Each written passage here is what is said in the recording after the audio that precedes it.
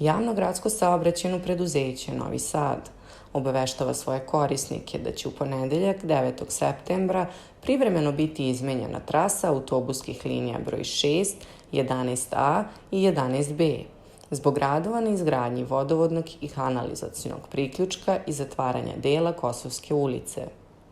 Linija 6, smer sa Adica.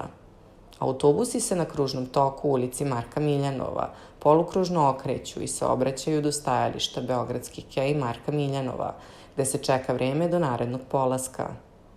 Smer sa Podbare. Autobusi saobraćaju po redu vožnje sa autobuskog stajališta Beogradski kej Marka Miljanova na Beogradski kej. Linija 11A.